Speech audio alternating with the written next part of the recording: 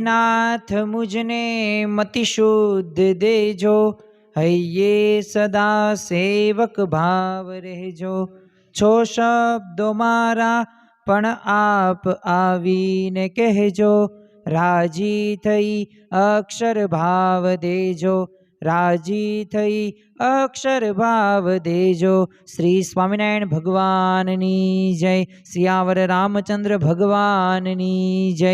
ઉમાપતિ મહાદેવની જય। દરેક દિવ્ય હરિભક્તોને ધનુર્માસ પ્રવચન માળાના જય સ્વામી નારાયણ। છેલ્લા આપણે ઘણા બધા દિવસથી અલગ અલગ ભક્તરાજોના પ્રસંગો માણી રહ્યા છીએ અને દરેક પ્રસંગો ઉપરથી આપણને કંઈક ને કંઈક વિશેષ પ્રેરણાઓ પ્રાપ્ત થાય છે। તો આજે આપણે એક એવા ભક્તરાજની વાત કરવી છે કે જેઓ માળાના મણકાની અંદર એક સ્થાન પામેલ છે। અને જો આપણી સૌ કોઈની એક ઈચ્છા હોય છે કે આપણે પણ માળાના મણકાની અંદર આવવું છે, આપણે પણ એવી ભક્તિ કરીને ભગવાનને વશ કરવા છે, આપણે પણ દરેક પ્રકારની એ આજ્ઞા પાળીને એ ભગવાનને રાજી કરવા છે।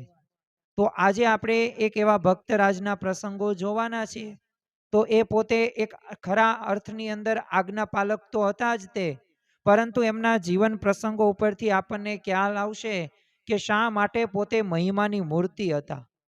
એક આત્મબુદ્ધિ કોને કહેવાય, તો આમના પ્રસંગ દ્વારા આપણને ખ્યાલ આવશે કે સાચી આત્મબુદ્ધિ આપણે કેળવવાની છે।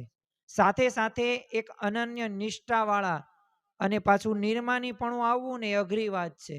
તો આજે આપણે આ અમદાવાદના દામોદર ભક્તના જીવન પ્રસંગો ઉપરથી આપણે વિવિધ આવા અલગ અલગ પ્રેરણાદાયી પ્રસંગો સાંભળીને આપણે વિશેષ પ્રેરણાઓ પ્રાપ્ત કરવાની છે। આમ તો પ્રબોધિનો દિવસ હતો અને એ દિવસે પ્રબોધિના દિવસે વડતાલની અંદર એ સમયા અને ઉત્સવનું આયોજન કરવામાં આવેલું હતું। આમ તો દેશ દેશના ઘણા બધા એવા હરિભક્તો, સંતો અને ગુણભાવી એ ભક્તો પોતે વડતાલ આવતા હતા। શા માટે? કારણ કે પ્રબોધિના એ ઉત્સવની અંદર એ શ્રીજી મહારાજ પોતે સાક્ષાત પોતે વિરાજમાન રહી ચૂકેલા અને સ્વાભાવિક રીતે પોતે કથા વાર્તાનું એ મૂર્તિનું એ સુખ આપવા માટે આવેલા હતા। એટલે ઘણા બધા ભક્તો એ શ્રીજી મહારાજની કથા વાર્તા અને મૂર્તિનું સુખ લેતા હતા। પરંતુ આ વડતાલની અંદર આ પ્રબોધિની સમયની અંદર શ્રીજી મહારાજે છે ને જે વાર્તાઓ જે કરેલી હતી ને અને જે વાતો કરી હતી એના પડઘા બહુ પડ્યા હતા। એનું કારણ એવું હતું કે એ વાતો હતી સર્વોપરીપણાની અને એવી સમજણની વાતો ત્યારે કરેલી, તો ઘણા બધાએ એ શ્રીજી મહારાજની એ સર્વોપરીપણાની વાતો એ પ્રથમ વખત એવી સાંભળેલી હતી અને સાથે સાથે દરેક પ્રકારના શંકા કે પછી પ્રશ્નો હોય, આ પ્રશ્નોનું સમાધાન પણ એ સ્પષ્ટીકરણ શ્રીજી મહારાજે આ પ્રબોધિની સમયની અંદર જ કરેલું હતું। અને એક સર્વોપરી પુરુષોત્તમપણું એ કોને કહી શકાય અને પોતે સર્વોપરી ભગવાન છે એ વિસ્તારથી શ્રીજી મહારાજે ત્યારે સમજાવ્યું હતું। અને આનું જ એક ટૂંકું વર્ણન એ આપણે જ્યારે પણ સદગુરુ નિષ્કુળાનંદ સ્વામી રચિત ભક્ત ચિંતામણી ગ્રંથની અંદર જોઈએ ને, તો એની અંદર કુલ 164 પ્રકરણો છે। તો એમાં પ્રકરણ નંબર 79 ની અંદર નિષ્કુળાનંદ સ્વામીએ સરસ મજાનું વર્ણન કર્યું છે। અને આ વર્ણનની અંદર તેઓ શું લખે છે, તો આપણે સૌપ્રથમ એનું શ્રવણ કરીએ અને ત્યારબાદ આ જ તે વાતો એ દામોદર શેઠના અંતરની અંદર પોતે ભેદાઈ જાય છે, પોતે એક જડ્યાઈ જાય છે અને પછી એમને સર્વોપરીપણાની વાતો એ બધે તે પ્રસરાવે છે। નિષ્કુળાનંદ સ્વામી લખે છે, પછી બોલિયા પ્રાણ જીવન, તમે સાંભળજો સહુજન, તમને મળી છે જે મૂર્તિ, તેને નિગમ કહે નેતિ નેતિ, અતિ અપાર અક્ષરાતીત, તહી તમારે તે સાથે પ્રીત, ભક્ત જગત માહી છે જો ઘણા, ઉપાસક અવતાર તણા, જે મૂર્તિ જનને ભાવે, તે મૂર્તિ નિજ ધામ પહોંચાવે, પણ સર્વોપરી જે પ્રાપતિ, તે છે તમારે કે પ્રાણપતિ, પછી બોલિયા પ્રાણ જીવન, તમે સાંભળજો સહુજન. તો આવી રીતે શ્રીજી મહારાજે અદ્ભુત એ વડતાલની અંદર એ પ્રબોધિના દિવસે જે સમયો કરેલો હતો, તો આ સમયાની અંદર શ્રીજી મહારાજે જે પણ આશ્રિતો હતા ને એને સર્વથી પર એવી અક્ષરધામની પ્રાપ્તિ જેમને થઈ છે ને એની એક સ્પષ્ટ વાતો કરેલી હતી. અને ખરેખર આપણા જીવનની અંદર આપણને આ સત્સંગ મળ્યો અને આવા સંતો મળ્યા અને આવા મંદિરો શાસ્ત્રો મળ્યા ને એ મોટામાં મોટી પ્રાપ્તિ થઈ છે. હવે આ પ્રાપ્તિને આપણે પ્રતીતિમાં પરિવર્તિત કરવાની છે. અને શ્રીજી મહારાજનો જ આ જ હૃદયગત સિદ્ધાંત છે કે તમે આ પ્રાપ્તિને અનુભવો. જે અક્ષરધામમાં સુખ છે છતાં દેહ પ્રાપ્ત કરો. અને દામોદર ભક્ત પણ આ વડતાલની અંદર સમયની અંદર આ બધી વાતો એમને શ્રીજી મહારાજની એક એક શબ્દો એક એક વેણો એ અંતરની અંદર એમને કોતરી લીધેલા હતા. અને એમને નક્કી કરેલી લીધેલું હતું કે શ્રીજી મહારાજનું જે સર્વપણીપણું જે રહ્યું ને એ હવે મારે ગાવામાં ક્યારેય ડરવાનું નથી. અને ઘણા બધા પ્રસંગો ઉપરથી એ આપણને ખ્યાલ આવશે કે આ દામોદર ભક્ત એ સર્વોપરી ભગવાનની એ વાતો એ ત્યારે છડી ચોકે કરતા હતા. આમ તો પ્રથમ તો એમને ત્યારે જ તે કહ્યું કે સ્વાભાવિક રીતે એક સભાની અંદર શ્રીજી મહારાજ પોતે કથા વાર્તા કરતા હતા અને આજુબાજુ બધાય સંતો અને ભક્તો બધાય બેઠેલા હતા. તો આ દામોદર ભક્તે તો પ્રથમ વખત એ શ્રીજી મહારાજના દર્શન કરેલા હતા, પરંતુ એવી મૂર્તિનું સૂક્ષ્મ નિરીક્ષણ કરતા હતા કે જે પોતે એ અલબેલા માધુરી મૂર્તિ ઉપર એમનું મન એ ખસતું જ નહોતું. અને દ્રષ્ટિ પણ પોતે આમ મટકવાનું પણ એ બંધ એ કરે ને તોય તે એમના છબીઓની અંદર એ છોગાળાની છબી એ અંતરમાં જડિત થઈ ગયેલી હતી. તો આવી રીતે એ મૂર્તિના દર્શન કરતા હતા. એટલે કે ભગવત કથામાં પણ પોતે લીન હતા અને સાથે સાથે ભગવાનની મૂર્તિ પણ એ પોતે અંતરમાં ધારતા હતા. પરંતુ શ્રીજી મહારાજ તો સભાની અંદર કથા વાર્તા કરતા કરતા પોતે એક લીન થઈ જાય છે અને અચાનક એમને કફનો એ આવે છે ગોળો અને તરત તે છૂટો ને તાંત તે હરિભક્ત ઊભા થાય છે. અને એ ભક્ત એટલે કે આ અમદાવાદના દામોદર ભક્ત તરત ઊભા થઈને માથેથી પાઘડું કાઢે છે અને પાઘડું કાઢીને પાછું કહે છે કે શ્રીજી મહારાજ સમક્ષ મૂકીને વાત કરી કે મહારાજ આમાં થૂકો, તમે આ તમારી સેવા અમને આપો. અને એ ભક્ત એટલે કે આ દામોદર શેઠ તો આવા પોતે એ એક પ્રકારની એક દિવ્ય ભાવમાં પોતે રચતા હતા. જો આમ તો સર્વે સાધનાનું ફળ હોય ને તો એ દિવ્ય ભાવ છે. આપણને ભગવાન પ્રત્યે મનુષ્ય ભાવ નો આવવો પડે. કારણ કે જો આપણે શ્રી કૃષ્ણ ભગવાનને આમ સમજવા જઈએ ને તો એમ સમજાય તેવા નથી. આપણે રામ ભગવાનને સમજવા હોય તો સમજી ન શકાય, કારણ કે તેઓ એક દિવ્ય ભાવ એ ચરિત્રો એ બધાય કરે છે અને આપણને એમાં મનુષ્ય ચરિત્રો લાગે છે. પરંતુ દરેક એ ભગવાનની એ સંતની લીલા છે ને એ દિવ્ય છે, દિવ્ય છે, દિવ્ય છે. બાકી શ્રી કૃષ્ણ ભગવાન ધારે તો આપણને પણ ખ્યાલ છે કે ઘડાના ઘડા માખણના ભરી જાય ને એમની સામે હાજર થઈ જાય.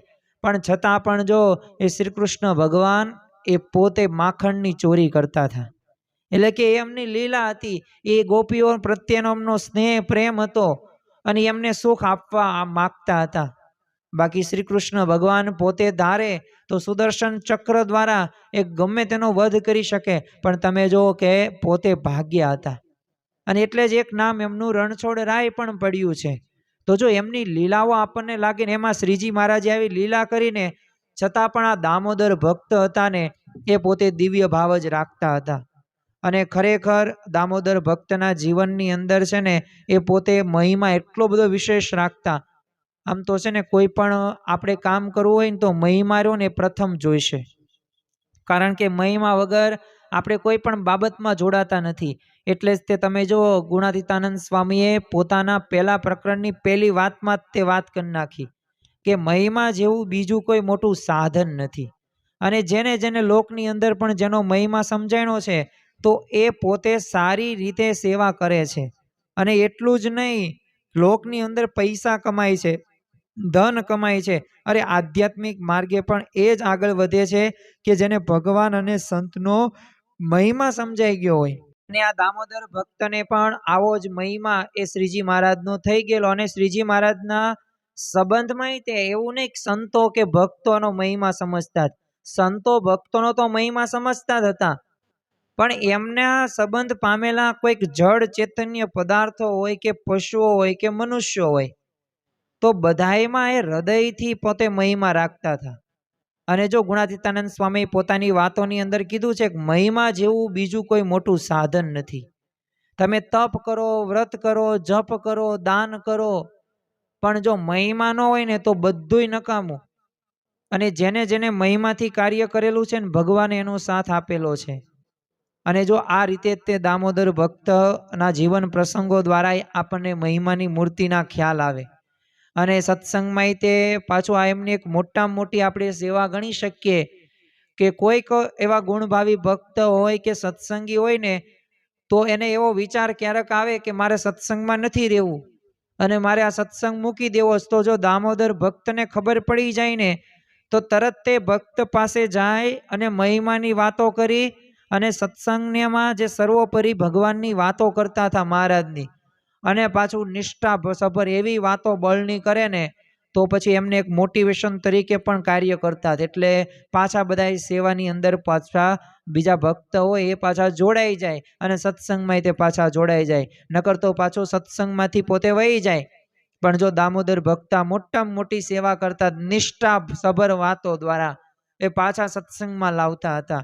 સાથે સાથે ગમે તે સમય હોય કે ઉત્સવો હોય, સૌથી પહેલા દામોદર ભક્ત પહોંચી જાય. શા માટે? તો ત્યાં કંઈ જમવા માટે નહીં, પરંતુ સેવા કરવા માટે. એ નાનામાં નાની જે પણ સેવા એમને સોંપવામાં આવે ને, તો એ પોતે સેવા કરતા. અને એવું નહીં વાસણો તમે ઉટકવાનું કહો ને, તો દામોદર ભક્ત પોતે એ વાસણો ઉટકે, અરે ચોખા સાફો કરે, અને પાછા હરિભક્તોનો પરિચય કેળવે ને પછી મહિમાની વાતો કરે. તો જો આવું એમનું એક જીવન ભાવના જોવા મળતી. જો આપણા જીવનની અંદર પણ ઘણી બધી વખત આ એક પ્રશ્ન થતો જોવા મળે છે. એટલે આપણે પણ ભગવાન અને સંતનો મહિમા સમજવાનો છે, આ સત્સંગનો મહિમા સમજવાનો છે. આપણને કેવી પ્રાપ્તિ થઈ છે ને, આ પ્રાપ્તિનો જો એક વખત મહિમા સમજાઈ જશે ને, તો ખરેખર આપણને ભગવાન જેવું સુખ આપણને છતાં દેહે પ્રાપ્ત થશે. હવે આ દામોદર ભક્તના બીજા પણ આપણે જીવન પ્રસંગો જોઈએ ને, ત્યારે આપણને ખ્યાલ આવશે કે ખરેખર પોતે એવા આજ્ઞા પાલક પણ પોતે હતા. કારણ કે પરમહંસો આપણને વચનામૃતની અંદર અને એમના પરમહંસોના પોતાના પણ જીવંત વૃત્તાંતની અંદર એ પોતે ઘણી બધી વખત આપણને નોંધ લખે છે કે શ્રીજી મહારાજના હોઠે છે ને એક શ્વેત બિંદુ હતું. હવે એકવાર તો આ દામોદર ભક્ત હતા, એમને શ્રીજી મહારાજ પાસે માગણી કરે છે કે મહારાજ, આ તમારા હોઠનું જે આ બિંદુ છે ને મને આપો અને તમારા હોઠે મટાડી દો. એટલે શ્રીજી મહારાજે એમને બિંદુ આપ્યું અને દામોદર ભક્તને હોઠે થઈ ગયું, અને શ્રીજી મહારાજના હોઠે હતું એ બધું મટી ગયું. તો જો આવી રીતે પોતે એક આવી માંગણી કરતા, ભલે પોતાના જીવનની અંદર પોતાના શરીરમાં જે થવું એ થાય, પણ ભગવાનને મારે રાજી કરવા છે, આ સંતો ભક્તોની સેવા કરી લેવી છે, આવા મહિમા સાથે પોતે જોડાતા. એકવાર છે ને શ્રીજી મહારાજ વડતાલની અંદર પોતે વિરાજમાન હતા. તો હવે સમયની અંદર તો શ્રીજી મહારાજે દામોદર ભક્તને જોયા એટલે એમને વાત કરી કે જેના થાળ હોય ને એને તમારે પૂજા કરવા આવવા દેવાના, બીજાને તમારે એ આવવા દેવાના નહીં પૂજા કરવા માટે. એટલે દામોદર ભક્ત તો શ્રીજી મહારાજના નિવાસ ભવનની અંદર દાદરા પાસે ઊભા રહી ગયા, અને થાળ હોય ને એને જવા દે, બીજાને કઈ જવા ન દે. તે એ વખતે છે ને ગામ મેવુના એક ભાવસાર, એક ભૂખણદાસના દીકરા મચ્છરામ અને તુલસીદાસ શ્રીજી મહારાજની પૂજા કરવા ચંદન પુષ્પન વસ્ત્ર આભૂષણો આ બધું સામગ્રી લઈને જેરામ બ્રહ્મચારીની સાથે લઈને આવેલા. પણ દામોદરે તેમને રોક્યા ને કીધું જો જેનો થાળ હોય ને એને જ પૂજા કરવાની જવાની આજ્ઞા છે, એટલે હું તમને જવા નહીં દઉં. તો જેરામ બ્રહ્મચારી કે અમારી તો રસોઈ પણ છે ને થાળ પણ છે. તોય તે દામોદર ભક્ત જવા ન દીધા, તો ન જ જવા દીધા. પરંતુ શ્રીજી મહારાજે શું આજ્ઞા કરી હતી? એમને આજ્ઞા એ જ કરી હતી કે જેના થાળ હોય ને એને જ પૂજા કરવા જવા દેવાનું. પણ પછી ખેંચતાણ થઈ અને બાથા બાથ આવી ગયા, તો જેરામ બ્રહ્મચારી દામોદરને નીચે પાડીને ઉપર ચડી ગયા અને પાછા બેઠા. તે હવે આ બધો જે બનાવ ઘટના બની ને શ્રીજી મહારાજ તો ઊભા ઊભા જોતા હતા. તે પછી બ્રહ્મચારી ઉઠીને બોલ્યા કે મહારાજ, તો તે જો કોઈ 1 રૂપિયાનો થાળ કરાવે છે ને તેને પણ પૂજા કરવા દેશ, અને તમે તો જેણે 200 રૂપિયાની રસોઈ આપી તેને ના પાડો છો. અને એવું કહીને તો આ મૂળજી જે આ બ્રહ્મચારી હતા, જયરામ બ્રહ્મચારી, પોતે નીકળી જાય સાગળ. અને આ સાંભળીને એ શ્રીજી મહારાજે વાત કરી કે જયરામ બ્રહ્મચારી, તમે આવો આવો પૂજા કરાવો. અને ત્યારે તે હરિભક્તે શ્રીજી મહારાજની પૂજા કરી. તો વિચાર કરો કે ભલે જે પોતાના દેહનો જે થવું હોય એ થાય, પણ મને મહારાજે આજ્ઞા કરી છે કોઈને આવા દેવાના નહીં. તો જો દામોદર ભક્ત આવા આજ્ઞા પાલક હતા, તો આવા આજ્ઞા પાલક ભક્ત આપણે પણ થવાનું છે. અને જો ભગવાન અને સંતની નજીક ક્યારે જઈ શકીશું કે જ્યારે આપણે આવા આજ્ઞા પાલક હશું ને તો જ તેને ભગવાન અને સંત રહ્યા ને એ આપણી પાસે હોય જ છે 24 કલાક 365 દિવસ. પણ ક્યારે કે જ્યારે આપણે આજ્ઞામાં વર્તતા હોય ને તો આપણી પાસે નજીક રહે છે, બાકી આપણી નજીક કે પાસે રહેતા નથી. એટલે આપણે યાદ રાખવું કે ગમે ત્યારે ભગવાન અને સંત આપણને જે આજ્ઞા કરે આ દરેક આજ્ઞા સારધાર રીતે પાળવી અને સારી રીતે આજ્ઞા કેમ પડાય ને એનો પણ વિચાર આપણે કરવો જોઈએ. દામોદર ભક્તના જીવનમાં એક આંખે વળગીને એક જોવા મળે ને એ આપણને શ્રીજી મહારાજ વિશે એ જે અનન્ય નિષ્ઠાવાળા હતા ને એ આપણે જોઈ શકીએ છીએ. આમ તો દામોદરભાઈને શ્રીજી મહારાજ વિશે કેટલો સ્નેહ હતો. તો શ્રીજી મહારાજ સાથે છે ને અવારનવાર પોતે છે ને વિચરણમાં નીકળી આવે અને ધંધો વ્યવહાર પાછો ગૌણ કરી નાખે. તે એકવાર છે ને શ્રીજી મહારાજ ગુજરાતમાં વિચરણ કરતા હતા અને વચ્ચે શ્રીજી મહારાજને છે ને લઘુ શંકાએ જવાનું થયું. એટલે માણકીએથી ઉતરીને છે ને શ્રીજી મહારાજ એક બાજુ જઈને હવે સુરવાળની નાડીની ગાંઠ છોડવા લાગ્યા, પણ કાંઈ છૂટી નહીં. તે હિનની નાડી હોય, ગાંઠ ખૂબ બેસી ગયેલી. તો 2-3 જણાએ છે ને ગાંઠ તો છોડવા માટે પ્રયત્ન કરીને જોયા, પણ બધોય પ્રયત્ન હતો ને એ બધો નિષ્ફળ ગયો. તો શ્રીજી મહારાજ અકળાઈ ગયા અને એ અનુભવા મનુષ્ય ભાવ પોતે દર્શાવવા લાગ્યા. તો એ વખતે છે ને દામોદર ભક્તે એ શ્રીજી મહારાજ પાસે આવ્યા અને બહુ ઝડપથી છે ને દાંત વડે ગાંઠને સરકાવીને છોડી નાખી. તો જો આવી રીતે એ મનુષ્ય ભાવ એ શ્રીજી મહારાજે ત્યારે જ બતાવ્યો, પણ છતાં પણ પોતે દિવ્ય ભાવથી પોતે રહ્યા. બીજો આપણે એક પ્રસંગ જોઈએ તો શ્રીજી મહારાજની આંખમાં છે ને કંઈક ઝીણું ફોતરું ઉડીને પડ્યું. તે ખૂબ ખટકવા લાગ્યું. તે પાણીને આંખો ધોવા પેલા પ્રથમ પ્રયત્ન કર્યો, પણ તોય શાંતિ થઈ નહીં. એવું ખૂંચી ગયેલું. એટલે દામોદર કે મહારાજ જો લાવો હું તમને કણું કાઢી દઉં. તો એમ કહીને છે ને શ્રીજી મહારાજે આંખને નાજુકતાથી સ્પર્શ કર્યો અને હળવે રહીને છે ને પોપચું ઊંચું કરીને પાપણ પલટાવી. અને આ દામોદર ભક્તની પોતાની જીભના ટેરવાથી આમ ચતુરતા પૂર્વક છે ને એ પોતે એ ઝડપથી કણું કાઢી નાખે. તો જો દામોદરની આવી એ ખરા ટાણાની જે સેવા હતી ને આ સેવાથી શ્રીજી મહારાજ એમના ઉપર ખૂબ પણ રાજી થયા હતા. તો આમ જો અવારનવાર ઘણી બધી વાર આપણને એ આવી રીતે ખ્યાલ આવે છે કે શ્રીજી મહારાજ પ્રત્યે એ અનન્ય નિષ્ઠા હોય ને અને જો દિવ્ય ભાવ હોય ને તો જ આવા કાર્યો થઈ શકે અને તો જ આવી રીતે સેવા થઈ શકે. અને એવું નહીં, શ્રીજી મહારાજ જ્યારે સ્વધામ પધાર્યા ને પછી તે દામોદર ભાઈના જે પત્ની હતા એ ધામમાં ગયા હતા. તો પછી કાંઈ રોટલા ઘડનાર કોઈ ન હોય એટલે ફરી વખત પરણ્યા. હવે આ વાતની છે ને જાણ રામ પ્રતાપભાઈને ખબર પડી કે આ તો દામોદર ભક્ત તો આટલી બધી સેવા કરતા હતા, નિષ્ઠા પાકી હતી અને મહિમા શ્રીજી મહારાજનો હતો, તોય છતાં કેમ આ બીજી વખત પરણ્યા. એટલે દામોદરભાઈ ઠાકોરજીના દર્શન કરીને એમની પાસે ગયા ને અને ભાઈ તો લાકડી લઈને ઊભા થતા ને બોલ્યા કે વર્તમાન ધારીને સત્સંગી થયો ને ત્યાર પોતાની પત્ની સિવાય બીજી બધી સ્ત્રીઓને મા બેન ને દીકરી સમાન ગણી હતી. અને આ તું પરણીને બેઠો તે પછી સ્ત્રી ક્યાં બ્રહ્માંડથી લાવ્યો તું? એટલે છે ને માટે તારે મન મુખ ન દેખાડવું અને મારી પાસે નહીં આવવાનું. તોય તે જો આવા શબ્દો આ રામ પ્રતાપભાઈએ દામોદર ભક્તને કહ્યા. જો આપણને આવું કીધું હોય ને તો ખોટું લાગી જાય. આમ તો અત્યારના સમયની અંદર કોઈને કંઈ કહેવાતું નથી. સ્વયંસેવકો પોતાની સેવા કરતા હોય, પોતાનું કર્તવ્ય નિભાવતા હોય. હવે એ ખાલી કહીએ કે એક પછી એક લાઈન ઊભા થાવ તો આપણને એમાંય ખોટું લાગી જાય.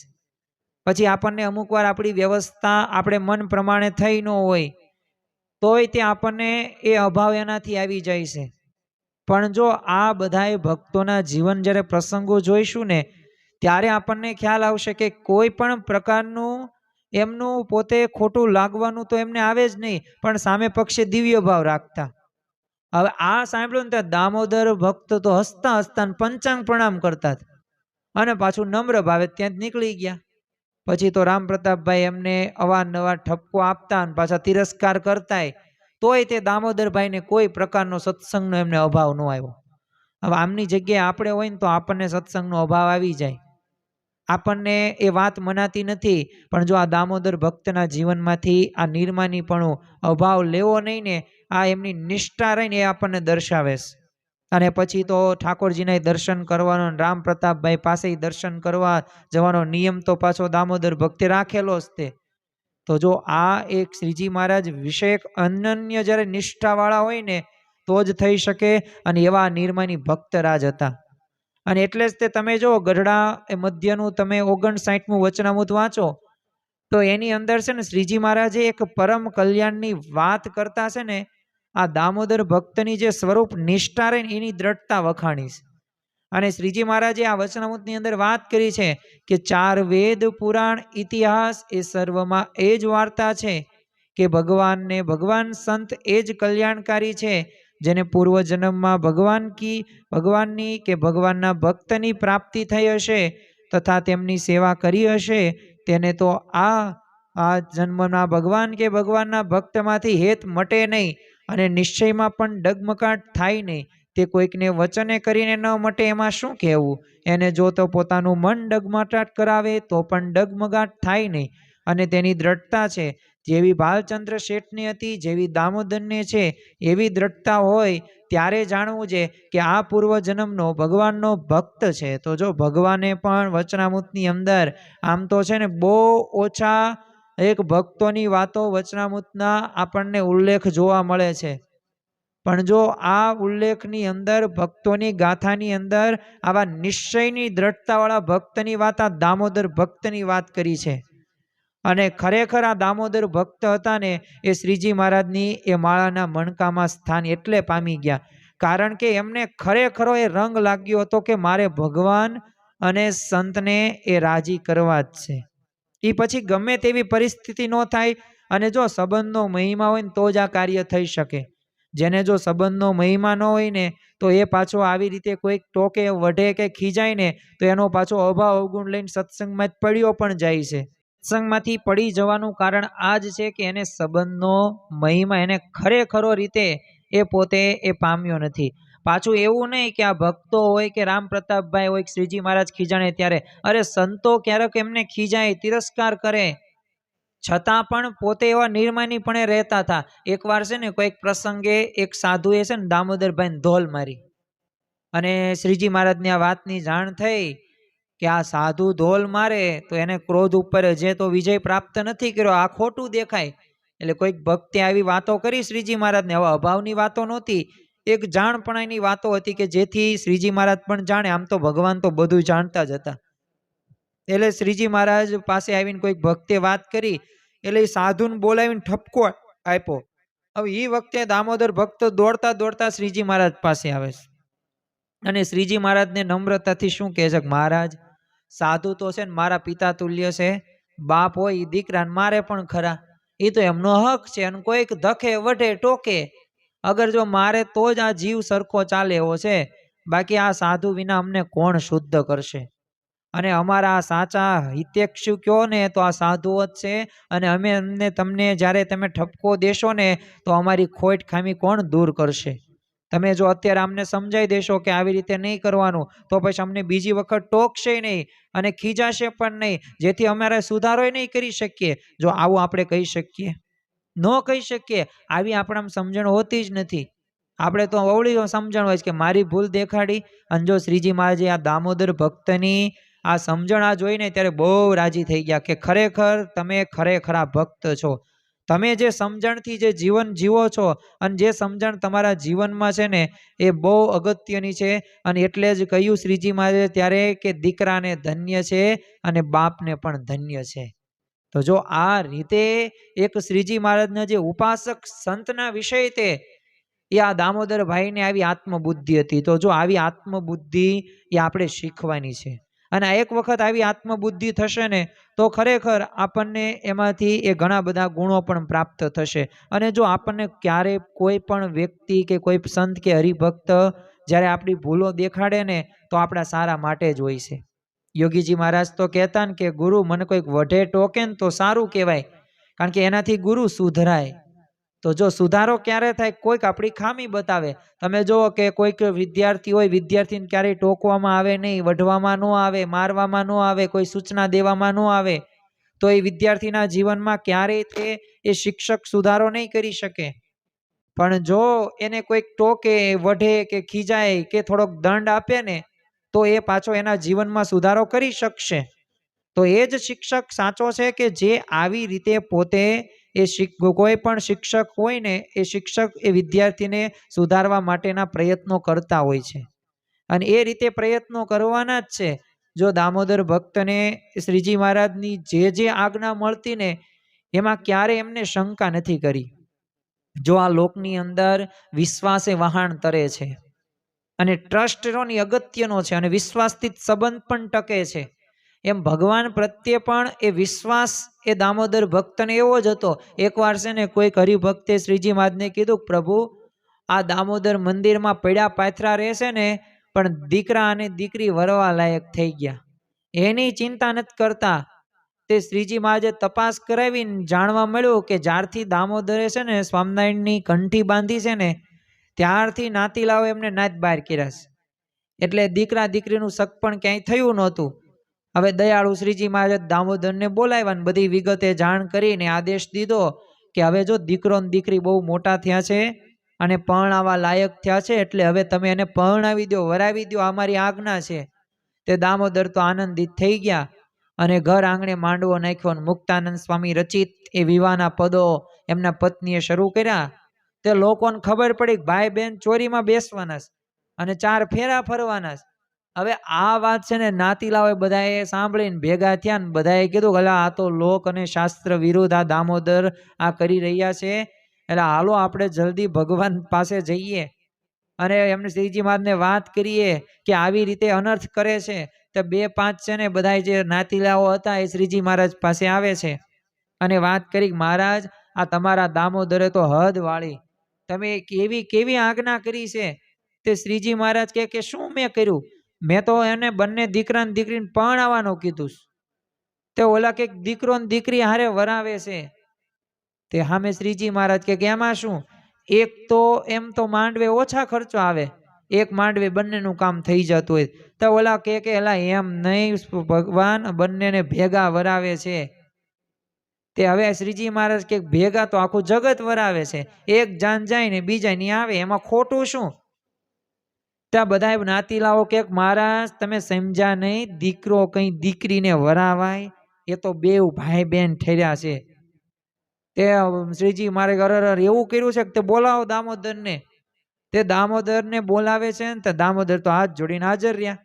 તે શ્રીજી માં જે ઠપકો દેતા દામોદરને કીધું કે એલા તમે નરિયા ભગત ઠર્યા, વ્યવહારમાં કંઈક ખબર નથી પડતી, હવે નાતીલા કહે ને એમ તેમ કરો. તે એમ કહીને પછી શ્રીજી મહારાજે બધા નાતીલાઓને લગ્ન પ્રસંગમાં ભેળવા. નાતીલાઓ કાંઈ બોલી ન શક્યા અને બંનેનું સગપણ નાતમાં જ કોઈક સારા ઘરે કરાવી આપ્યું.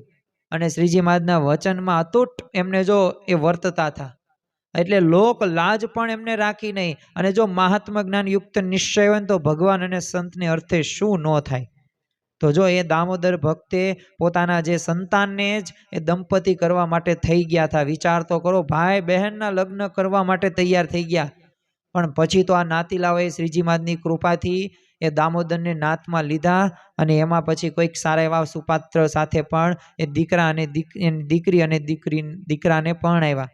તો જો આવી રીતે મહારાજે ત્યારે એ જે નાતીલાઓએ ભલે વ્યવહાર નહોતો રાખ્યો, સંબંધ નહોતો રાખ્યો, પણ ત્યારે સરખું કર્યું. પણ આપણે વાત એ સમજવી છે કે આ દામોદર ભક્તને કેટલી ભગવાનમાં એ અનન્ય શ્રદ્ધા હશે, વિશ્વાસ હશે. અને પાછું વિશ્વાસ છે એટલું જ નહીં, સાથે સાથે એ દરેક પ્રકારની આજ્ઞાનું પાલન શંકા રહિત પોતે પાલન કરતા. આપણા જીવનમાં ઘણી વખત છે ને શંકાના લીધે કાર્ય નથી થતું. અને શંકા હોય છે ને ત્યાં સુધી એ આપણને એવું સારું એવું ભગવાનનું સુખ પણ નથી આવતું અને આપણે આનંદમાં પણ રહી નથી શકતા. પણ જો આ દામોદર ભક્ત આવી રીતે આજ્ઞા પાળવામાં સારધાર રીતે પાલન કરી શકતા હતા.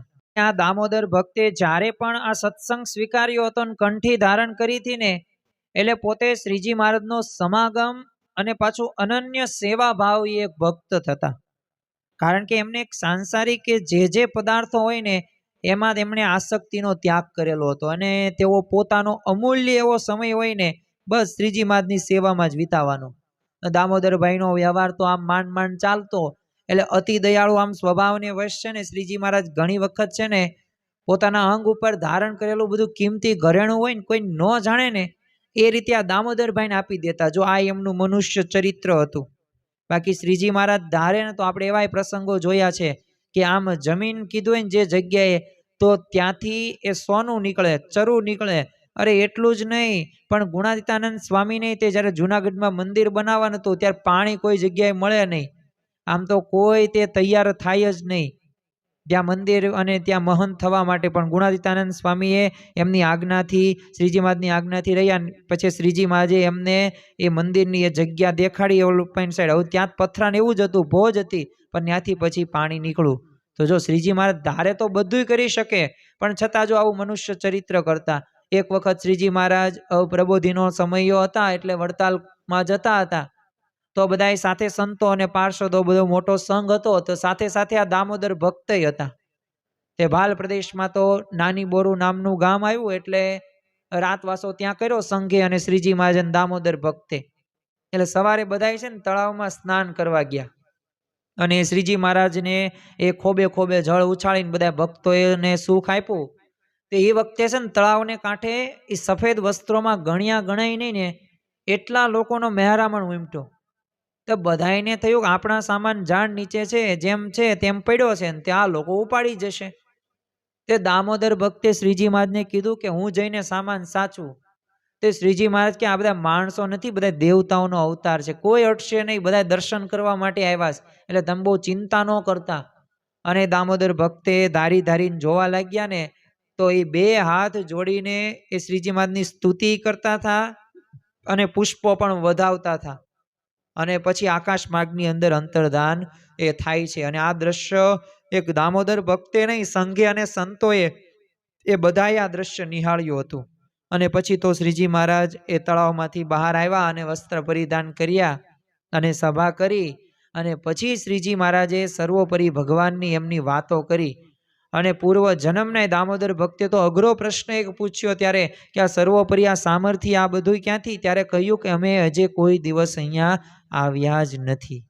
અને આ પ્રથમ વખત જ તે અહીંયા આવ્યા છે ને ભક્તોના ભાવો પૂરા કરવા માટે અને એક આત્યંતિક કલ્યાણ કરવા માટે, જીવોને બ્રહ્મરૂપ કરવા માટે અને મોક્ષ માટે અમે અહીંયા આવ્યા છીએ. અને ત્યારે એ ખરેખર આ દામોદર ભક્તના હૃદયની અંદર એ અનુભવ સિદ્ધ રહીને એ વાત એમને થઈ ગયેલી હતી. અને એમને જ્યારે દ્રઢતાનું નિશાન પણ થઈ ગયું, એમનું સ્વરૂપનું ઓળખાણ પણ ખરેખરી થઈ ગઈ.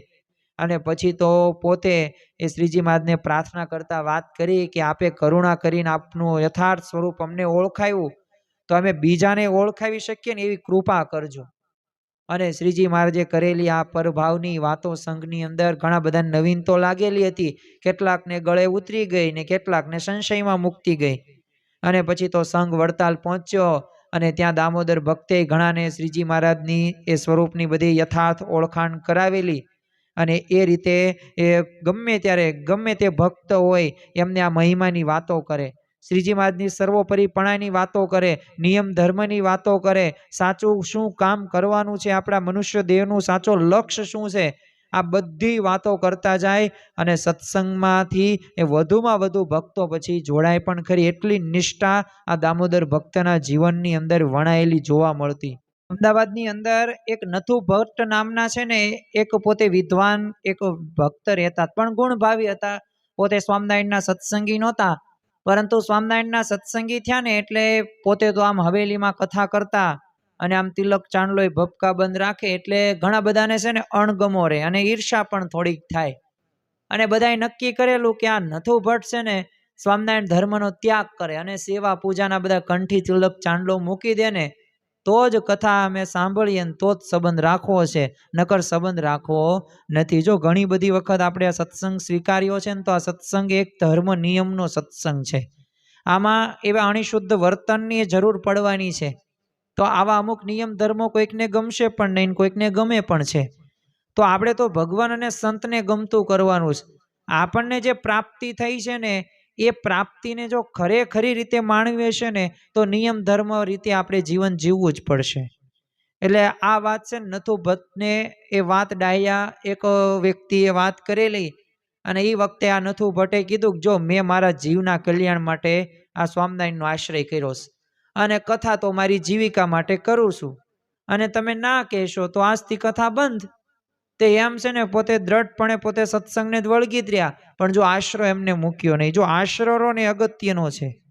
તમે જો નાવનું તમે ભલે છેલ્લે આમ પકડેલું હોય કોઈ પણ અથવા ગળદીમાં બેઠા હોય પણ તમારા સ્થળ સુધી તેમ પહોંચી તો જાવ જ તે.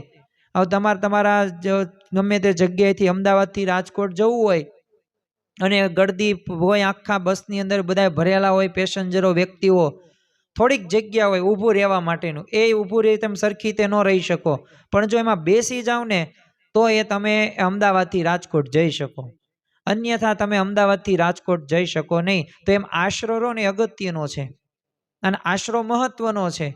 એટલે એમને આશરો ન મૂક્યો એટલે નથુ ભટ્ટ સાથે તો દામોદરને ખૂબ હેત એટલે સાથે બેઠે ને ઉઠે ને ગોષ્ઠી કરે ને તો વાતમાં છે ને દામોદરે જાણ્યું કે નથુ ભટ્ટની છે ને સમજણમાં હજુ થોડીક કચાશ રહી ગઈ છે. એટલે એ છે ને એવું સમજતા હતા કે એક જ વ્યક્તિ છે ને અનંત જાતના વેશ ધારે છે અને શ્રીજી મહારાજ એવી રીતે કરે છે. એટલે જો ઘણી બધી વખત જો કોઈક આપણને સ્વાભાવિક રીતે જોકર હોય ને તો પોતે અલગ અલગ વેશ ભજવે અને પોતે એ વેશ ભજવે અને બધાને એમ લાગે કે આ તો બધા અલગ અલગ છે તો એવી રીતે વેશ તો બધા એવી રીતના હરખું લાગે. પણ જો ત્યારે આ દામોદર ભટ્ટે યથાર્થ એ જ્ઞાન આપ્યું અને હકીકતે શ્રીજી મહારાજે અક્ષરબ્રહ્મ ગુણાતીતાનંદ સ્વામીનો એ યથાર્થ રીતે અનંત વાર એમને ઓળખાવેલા હતા કે તીર ને તીરનો નાખનારો છે ને જુદા છે. એમ શ્રીજી મહારાજ તો બધા કરતા ન્યારા છે અને તીરનો નાખનારા તીર છોડે છે અને ત્યારે જ તેની ગતિ છે ને નિશાન વિંધે છે. એટલે સ્વયં તો કંઈક કરવા સમર્થ નથી. એમાં આ જે પણ હોય એ બધુંય બ્રહ્માંડનું કાર્ય કરવા માટે કાર્ય કરાવવા માટે સર્વશક્તિમાન છે. એટલે આવી બધી વાતો કરેલી અને પૂર્વ સંસ્કારથી પણ અને ભગવાનની કૃપા દ્રષ્ટિથી પણ અને પાછું દામોદર એ ભક્તના યોગમાં આવવાથી એ યથાર્થ રીતે એમને ઓળખાણ થઈ ગઈ અને પછી તો સ્વરૂપ નિષ્ઠા પાકી થઈ ગઈ. અને પછી એમાંય વાત કરી કે જો સ્વરૂપ નિષ્ઠા પાકી નહીં હોય ને તો અક્ષરધામમાં નહીં જવાય. હવે આ સાંભળીને એટલે નથુ ભટ્ટને તો એકદમ ગુસ્સો આવી ગયો અને કીધું કે તું હું વાત શાસ્ત્રની વાત સમજેશ, કારણ કે પોતે શાસ્ત્રના વિદ્વાન હતા ને કથા કરતા હતા. એટલે એને તો દામોદર ભક્તને છે ને ગાલે જોરથી તમાચો મારી દીધો અને પાછું શું કીધું ચાલ મહારાજ પાસે તારી વાત કરવીશ મારે. તે પછી તો છે ને બંને બળદગાડું જોડીને વડતાલ ગયા અને શ્રીજી મહારાજના દર્શન કરીને નથુ ભટ્ટે કીધું મહારાજ આ દામોદર તો શાસ્ત્રમાં ન મળે ને એવી બધી વાતો કરે છે અને તમને સર્વોપરી એટલે બધાના કોઈ ઉપરી કહે છે ને એના કંઈક કયો તમે સમજાવો. તો શ્રીજી મહારાજ તો બધું જાણતા હતા, મંદ હસ્યા અને કીધું કે નથુ ભટ્ટ આ દામોદરને કાંઈ શાસ્ત્રની ગમ ન પડે અને એ તો જો મૂંડપણે વળગ્યો છે ને તો તમે સમજુ છો. તો નથુ ભટ્ટ કે મહારાજના બોલ્યામાં કંઈ ગમ નથી પડતી પણ ભાઈ શ્રીજી મહારાજ કે આ શાસ્ત્રોમાં તો અમારી વાત ક્યાંથી હોય, કારણ કે અમે પ્રથમ વખત આ બ્રહ્માંડની અંદર આવ્યા છે અને જન્મ થયા પહેલા કોઈની એ કોઈ સાદી પૈ થઈ પણ નથી સાંભળી તમે.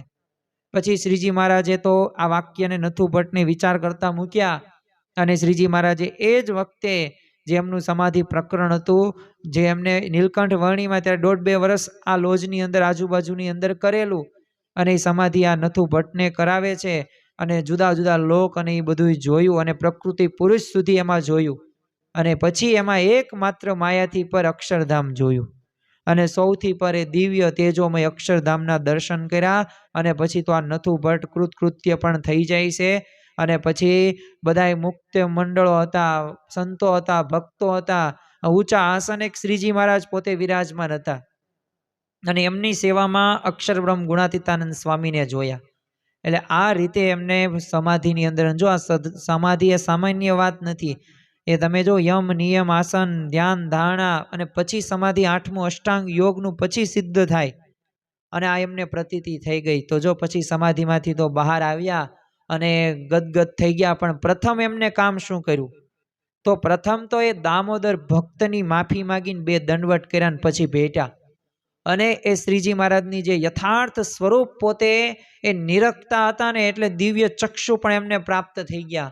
અને દામોદર ભક્તને તો નથુ ભટ્ટનું વલણ એ લગારે કંઈ એમને કાંઈ ન ગમ્યું એવું હતું નહીં, કારણ કે એમના જીવનની અંદર નિર્માનીપણું હતું. અને આ જ નિર્માનીપણામાંથી શ્રીજી મહારાજ પોતે પ્રસન્ન પણ થયા હતા.